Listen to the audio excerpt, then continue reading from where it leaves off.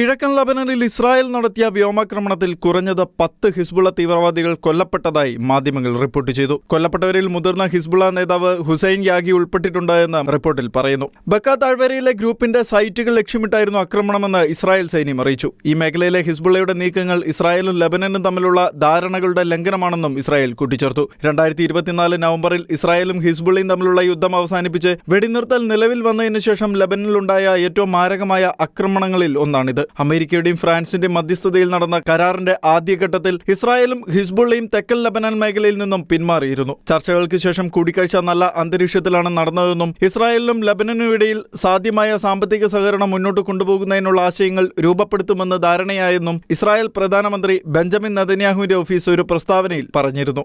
സാമ്പത്തിക സഹകരണത്തിന്റെ പുരോഗതി പരിഗണിക്കാതെ തന്നെ ഹിസ്ബുള്ളയുടെ നിരായുധീകരണം നിർബന്ധമാണെന്ന് ഇസ്രായേൽ വ്യക്തമാക്കിയതായും പ്രസ്താവനയിൽ പറയുന്നു. ഇസ്രായേൽ, UK, US എന്നിവയുൾപ്പെടെയുള്ള നിരവധി രാജ്യങ്ങളിൽ തീവ്രവാദ സംഘടനയായി പ്രഖ്യാപിക്കുകയും ഇറാന്റെ ശക്തമായ പിന്തുണയുമുള്ള ലബനനിലെ ഒരു തീവ്ര ഷിയ മുസ്ലിം ഗ്രൂപ്പാണ് ഹിസ്ബുള്ള.